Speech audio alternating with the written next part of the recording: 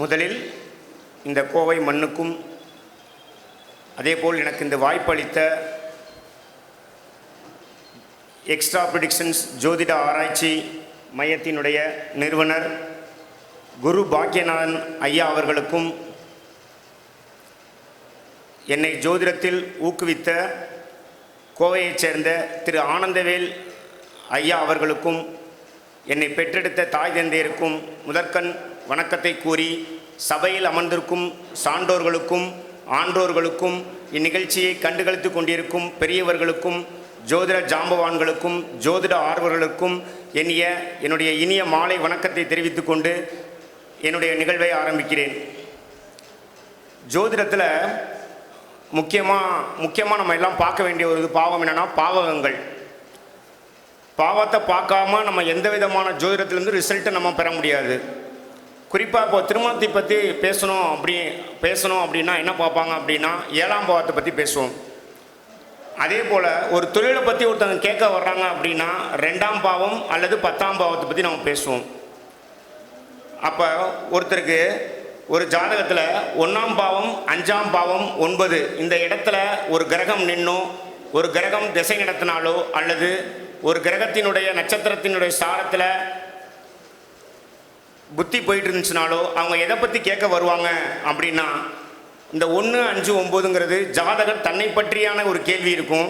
அதற்கு அடுத்ததாக ஜாதகர் தன்னுடைய குழந்தையை பற்றி கண்டிப்பாக ஒரு கேள்வி இருக்கும். ஏன்னா 5ஆம் இடம்ங்கிறதுனால 9ஆம் இடம் அப்படிங்கிறதான தன்னுடைய புகழ், கீர்த்தி, செல்வாக்கு இதை பற்றி ஒரு கேள்வி இருக்கும். அப்போ பாவகம் எந்த தசாபுத்தி நடந்தாலும் அந்த நட்சத்திர சாரம் எந்த சாரம் வாங்கி நிற்கிது அப்படிங்கிறதையும், அது எந்த பாவகத்தின் வழியாக போய்கொண்டிருக்கிறது அப்படிங்கிறதையும் பார்த்து நம்ம பலன்கள் சொன்னால் அது மிகவும் துல்லியமாக அமையும் என்பது என்னுடைய கருத்து.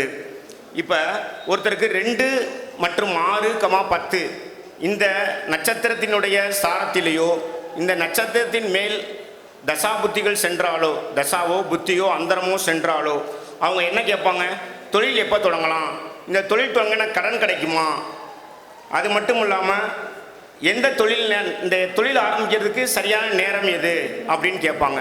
ஏன்னா 2ஆம் இடம்ங்கிறது உங்களுக்கு தெரியும், அவங்க குடும்பத்தை தன்னுடைய வருமானத்து மூலமாக பெருக்கிறதுக்கான வாய்ப்புகளை கேட்பாங்க. இது ஒருத்தருடைய ஜாதகத்தில் 3, 7, 11 உங்களுக்கு தெரியும், 3ஆம் பாவம், 7ஆம் பாவம், 11ஆம் பாவம் கண்டிப்பாக கல்யாணம் எப்போ நடக்கும். என் கூட்டாளிங்கிறது ஒரு குடும்பத்தில் புதிய ஒரு உறவு வருது 7ஆம் பாவம் மூலமாக, அந்த உறவு எப்போ வரும் அப்படிங்கிற மாதிரி கேட்பாங்க. இந்த பாவங்களுடைய இயல்பை பொறுத்து தான் ஒருத்தருக்கு என்ன நடக்கும் அப்படின்னா திருமணங்கள் நடக்கும். அதே போல் கூட்டாளிகள் சேருவாங்க, தொழிலையும் கூட்டாளிகள் சேருவாங்க. அதுக்கடுத்து பாவங்களை பிடிக்காம, அதே போல் சாரங்களை பிடிக்காம துல்லியமான பலன்களை சொல்ல முடியாது நம்ம. அடுத்துக்கு இன்னொரு குறிப்பெடுத்து நான் பேசுகிறேன். இங்கே குறிப்பாக எல்லா பேரும் ரொம்ப பயப்படுறதுங்கிறது ஒரு பாவத்துக்கு ரொம்ப பயப்படுவோம், அது 6ஆம் பாவம். அந்த 6ஆம் பாவத்தினுடைய அதிபதி புத்தி திசை நடக்குது அப்படின்னா எல்லா பேரும் ரொம்ப பயப்படுவோம். அந்த 6ஆம் பாவம் பயப்படுற பாவம் மட்டும் இல்லை, அதுலேயும் நன்மையான பாவங்கள் இருக்குது. குறிப்பாக என்னென்னலாம் 6ஆம் பாவத்தில் இருக்குன்னு உங்களுக்கு தெரியும். நோய் இருக்குது, அதில் தான் உத்தியோகம் இருக்குது, கடன் இருக்குது, எதிரிகள் இருக்காங்க, பொருள் இழப்பு இருக்குது, வம்பு வழக்கு, கோர்ட்டு, இதிலேயே உயிர் காரகம் இருக்குது, உயிரற்ற காரகம் இருக்குது. இப்போ 6ஆம் அதிபதி ஒரு இடத்துல திசை நடத்துகிறாரு, 6ஆம் அதிபதி ஒரு இடத்துல திசை நடத்துகிறாரு. இப்போ 6ஆம் அதிபதி ஒரு இடத்துல நின்று திசை எந்த இடமானாலும் இருக்கட்டும், லக்கணத்திலே இருந்தாலும் சரி, 6ல் இருந்தாலும் சரி, 9ஆம் இடத்துல இருந்தாலும் சரி, அந்த லக்கணத்தில் நின்று திசை நடத்துகிறப்ப இருக்கும். லக்கணத்தில் 9ஆம் இடத்துல நின்று லக்கணத்துக்கு 6க்குரியவன் திசை நடத்துகிறப்பையும் எல்லாமே தோல்விகளாக நடைபெறுமா, இல்லை வீழ்ச்சிகளாக நடைபெறுமா அப்படின்னா கிடையாது. லக்னாதிபதி நின்ற சாரமும் அல்லது லக்கணத்துக்கு 6க்குரியவன் வாங்கிய சாரமும், அதே போல் அந்த லக்கணத்துக்கு 6க்குரியவன் எந்த வீடுகளில் கிடக்கிறாங்க அப்படிங்கிற சாரமும் ரொம்ப முக்கியமாக பார்க்கணும். இதில் 6ஆம் அதிபதி வேலை நடக்கக்கூடிய திசையில் ஒரு சிலருக்கு நல்ல வேலை வாய்ப்பு கிடச்சிருக்கு, நல்ல கூட்டாளிகள் கிடச்சிருக்காங்க. அதெல்லாம் எப்படி கிடக்குது அப்படிங்கிறது ஒருத்தனுடைய அந்த ஜாதகம், லக்னாதிபதி மற்றும் லக்கணத்துக்கு 6க்குரியவன் எங்கெல்லாம் நின்னா அவங்களுக்கு எந்த மாதிரியான நிகழ்வுகள் நடக்கும் அப்படிங்கிறத நம்ம பார்ப்போம். இப்போ 6ஆம் அதிபதி ஒருத்தருக்கு லக்கணத்திலே இருக்கிறார். அப்போ என்ன பண்ணுவார், அவர் ரொம்ப கோபமாக வரும். யாருக்கு? லக்கணத்திலேயே 6ஆம் அதிபதி நிற்கிறவருக்கு அவருக்கு எந்த மாதிரி நோய்கள் வரும்னு சொல்லலாம்? மூச்சு திணறல் வரும், ஆஸ்துமா கண்டிப்பாக இருக்கும். கோபத்தின் மூலமாக தான் என்ன பண்ணுவாங்கன்னா இவங்களுக்கு அதிகமான நோய்கள் உருவாகும். 6ஆம் அதிபதி லக்கணத்திலே என்ன கிடைக்கும்? இவங்களுக்கு பாசிட்டிவான விஷயம், தலைமை பண்பு அதிகமாக இருக்கும். இந்த லக்கணத்தில் 6ஆம் அதிபதி நின்று அதை சூரியனோ செவ்வாயோ பார்த்தா கண்டிப்பாக அவங்க கவர்மெண்ட் எம்ப்ளாயாக இருப்பாங்க, அரசு ஊழியராக இருப்பாங்க.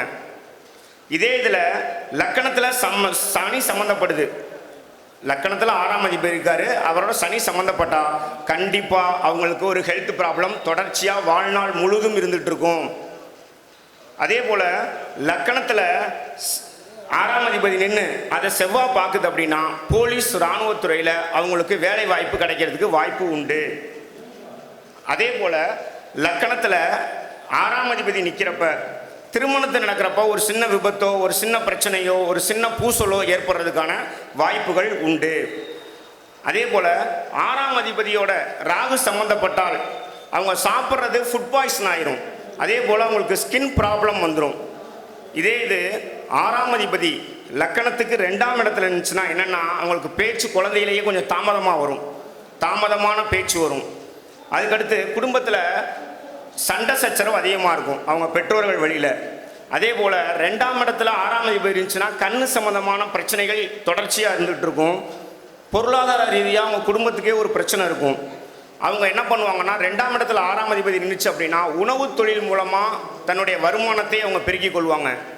அதே போல் இந்த குடும்பம் பிரிந்து சேர்றது, குடும்பம் திருப்பியும் நீண்ட நாள் கழித்து சேர்றது எல்லாமே 6ஆம் அதிபதி 2ஆம் பாவத்தில் இருக்கிற வரைக்கும் இருக்கும். வட்டி கட்டுறது அதிகமாக இருந்துக்கிட்டே இருக்கும், கடன்கள் கிடைக்கும், வட்டி கட்டுறது அதிகமாக இருக்கும். இந்த 6ஆம் அதிபதி போய் 2ஆம் இடத்துல இருந்துச்சுன்னா பேச்சாளர் வருமானம். பேச்சாளர் வருமானம்னா யாருக்கும் உங்களுக்கு தெரியும், மேடை பேச்சாளர், ஜோதிடரும் பேச்சாளர் தான் என்ன பண்ணுவாங்க தன்னுடைய சம்பாத்தியத்தை நடத்துகிறாங்க, அவங்களுக்கும் தன்னுடைய பேச்சாளர் தான் வருமானம் வரும். அதே போல் வாக்காலையும் பிரச்சனை வரும். 6ஆம் அதிபதி 2ஆம் இடத்துல இருக்கிறதுனால வாக்காலையும் பிரச்சனை வரும். நேரத்துக்கு சாப்பிட்ணுன்னு நினைப்பாங்க, அது முடியாட்டி ஹெல்த் பாயிண்ட் ஆஃப் வியூவில் பிரச்சனை வந்துடும். அடுத்து 6ஆம் அதிபதி 3ஆம் இடத்துல நின்றுச்சுன்னா லக்கணத்துக்கு 3ல் நின்றுச்சுன்னா கண்டிப்பாக இந்த 6ஆம் அதிபதி லக்கணத்துக்கு 3ஆம் இடத்துல நின்று செவ்வாய் சனி சேர்ந்து இருந்தால் அவங்க மிலிட்ரி இல்லாட்டி போலீஸில் ஒரு உயர்நிலையில் இருப்பாங்க. அதே போல் 6ஆம் அதிபதி 3ல் இருந்துச்சு அப்படின்னா மார்க்கெட்டிங், அதாவது இந்த மார்க்கெட்டிங்கில் ட்ராவல் பண்ணி தன்னுடைய ஏர்னிங்ஸை சேர்க்குற மாதிரி இருப்பாங்க. அதே போல் 6ஆம் அதிபதி 3ஆம் இடத்துல இருந்துச்சுன்னா சகோதரனுக்கு கடன் கண்டிப்பாக இருக்கும். அதே போல் இஎன்டி ப்ராப்ளம், மருத்துவத்தில் என்ன சொல்லுவாங்கன்னா 6ஆம் அதிபதி 3ஆம் இடத்துல இருந்துச்சுன்னா இஎன்டி ப்ராப்ளம் இருக்கும், கை விரலில் காயங்கள் போடக்கூடிய வாய்ப்பு இருக்கும்.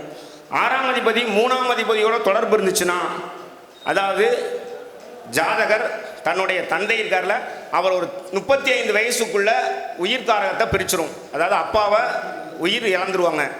அதாவது 6ஆம் அதிபதி 3ஆம் பாவத்தில் இருந்துச்சுன்னா. அதே போல் புது முயற்சிகள் செய்கிறப்ப சில தடைகள் இருக்கும், அந்த தடைகளை தாண்டி அந்த ஜாதகர் முன்னேறுவார். இந்த 6ஆம் அதிபதி 3ஆம் இடத்துல இருந்து அந்த லக்கணத்தில் புதன் பலம் குறைஞ்சிருந்துச்சுன்னா டாக்குமெண்ட்ஸ்ன்னு சொல்லக்கூடிய பத்திரங்கள் டாக்குமெண்ட்ஸ் பதிகிறப்ப ரொம்ப கேர்ஃபுல்லாக இருக்கணும். இது எல்லாமே 6ஆம் அதிபதி 3ஆம் இடத்துல இருந்தா. அதே போல் கொடுக்கல் வாங்கல ரொம்ப எச்சரிக்கையாக செயல்படணும், யாருக்கும் ஜாமீன் போடக்கூடாது. இதே இது 6ஆம் அதிபதி அப்படின்னு சொல்லக்கூடிய அந்த கிரகமானது 4ஆம் இடத்துல இருந்துச்சுன்னா எப்படி இருக்கும்? அதாவது கல்வியில் குறிப்பாக ஒரு தடை இருக்கும். அதே போல் பிறந்த இடத்துல இருந்து வேறு இடத்துல போய் பிழைக்கிற மாதிரியான ஒரு சூழ்நிலை இருக்கும். 6ஆம் அதிபதி 4ஆம் இடத்துல இருந்துச்சுன்னா ஒரு நீரில் கண்டம் இருக்கும்.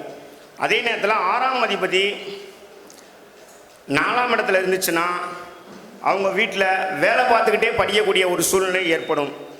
அதே போல் தொழில் கல்வி படிப்பாங்க 6ஆம் அதிபதி 4ஆம் இடத்துல இருந்துச்சுன்னா. அதே போல் 6ஆம் அதிபதி 4ஆம் இடத்துல இருந்துச்சுன்னா அந்த ஜாதகர் தன் தாயாரோடு கருத்து வேறுபாடு கொள்வார். அதே போல் 6ஆம் அதிபதி 4ஆம் இடத்துல இருந்துச்சுன்னா அடிக்கடி வீடு மாறிக்கிட்டே இருப்பாங்க. அதே போல் 6ஆம் அதிபதி 4ஆம் வீட்டில் இருந்துச்சுன்னா தாய் வழி சொத்து இருக்கும், ஆனால் ஜாதகர் அனுபவிக்க முடியாது. சரிங்களா?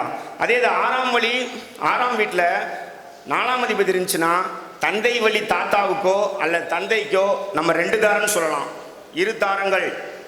அதே போல் கர்ம காரியம் செல்லும் பொழுது இவங்களுக்கு விபத்து ஏற்படுறதுக்கான வாய்ப்புகள் வரும். அதே போல் வீடு கட்டுறதுல